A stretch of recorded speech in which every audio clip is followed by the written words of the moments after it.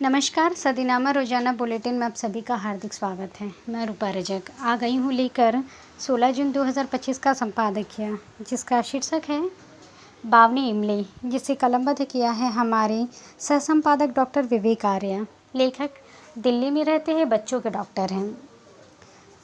आज का हमारा विषय इमली को लेकर है। मुगल रोड पर स्थित इमली के पेड़ पर उन्हें 51 साथियों के साथ फांसी दी गई थी।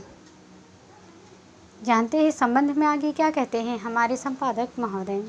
भारत की वो एकलौती ऐसी घटना जब अंग्रेजों ने एक साथ 52 क्रांतिकारी को इमली के पेड़ पर लटका दिया था। संपादक उत्तर प्रदेश के फतेहपुर जिले में स्थित बावनी इमली एक प्रसिद्ध इमली का पेड़ है, जो भारत में एक शहीद स्मारक भी है। इसी इमली के पेड़ पर 28 अप्रैल 1858 को गौतम क्षत्रिय, जोधा सिंह अटैया और उनके 51 साथी फांसी पर झूले थे। यह स्मारक उत्तर प्रदेश के फतेहपुर जिले के बंदकी उपखंड में खजुआ कस्बे में निकट बंदकी तहसील मुख्यालय से 3 किलोमीटर पश्चिम में मुगल रोड पर स्थित है। यह स्मारक स्वतंत्रता सेनानियों द्वारा किए गए बलिदानों का प्रतीक है। 28 अप्रैल 1858 को ब्रिटिश सेना द्वारा 52 स्वतंत्रता सेनानियों को एक इमली के पेड़ पर फांसी दी गई थी। ये इमली का पेड़ अभी भी मौजूद है। लोगों को विश्वास है कि उस नरसंहार के बाद उस पेड़ का विकास बंद हो गया। 10 मई 1857 को जब बैरकपुर छावनी में आज़ादी का शंखनाद हुआ, तो 10 जून 1857 को फतेहपुर में क्रांतिवीरों ने भी इस दिशा में कदम उठाया, जिनका नेतृत्व कर रहे थे जोधा सिंह अटैया। फतेहपुर के डिप्टी कलेक्टर हिकमत उल्ला खां भी इनके सहयोगी थे। इन वीरों ने सबसे पहले फतेहपुर कचहरी एवं कोषागार को अपने कब्जे में लिया। जोधापुर या जोधा सिंह अटैया के मन में स्वतंत्रता की आग बहुत समय से लगी थी। उनका संबंध तात्या टोपे से था।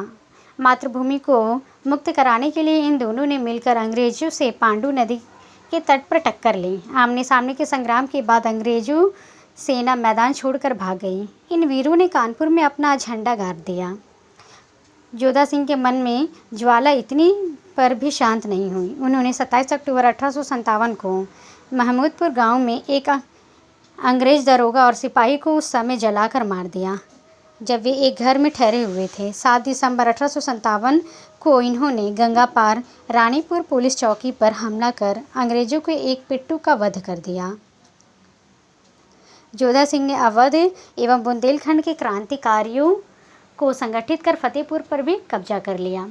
आगमन की सुविधा को देखते हुए क्रांतिकारियों ने खजुआ को अपना केंद्र बनाया। किसी देशद्रोही मुखबिर की सूचना पर प्रयाग से कानपुर जा रहे कर्नल पावेल ने इस स्थान पर एकत्रित क्रांति सेना पर हमला कर दिया। कर्नल पावेल उनके इस गढ़ को तोड़ना चाहते थे, परंतु जोधा सिंह की योजना अचूक थी। उन्होंने गुरिल्ला युद्ध प्रणाली का सहारा लिया, जिससे कर्नल पावेल मारा गया। अब अंग्रेज़ों ने कर्नल नील के नेतृत्व में सेना की गई खेप कर दी और सेना की नई खेप भेज दी। इससे क्रांतिकारियों को भी भारी नुकसान हुआ, लेकिन इसके बाद भी जोधा सिंह का मनोबल कम नहीं हुआ। उन्होंने नए सिरे से सेना की संगठन, शस्त्र संग्रह और धन एकत्रीकरण की योजना बनाई। इसके लिए उन्होंने पद्म वेश में प्रयाग प्रारंभ किया, प्रवास में रहे। पर देश का यह दुर्भाग्य रहा कि वीरों के साथ साथ यहाँ देशद्रोही भी पनपने लगे।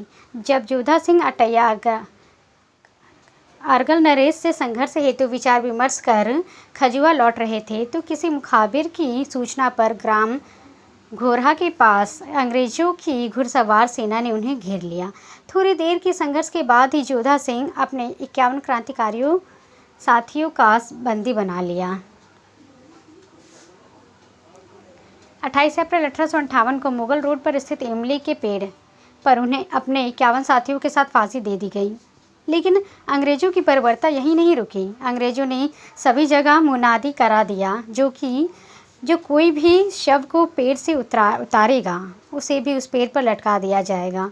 जिसके बाद कितने दिनों तक शव पेड़ों से लटकते रहे और चील गिद्ध खाते रहे। अंततः महाराजा भवानी सिंह अपने साथियों के साथ 4 जून को जाकर शवों को पेड़ से नीचे उतारा और अंतिम संस्कार किया।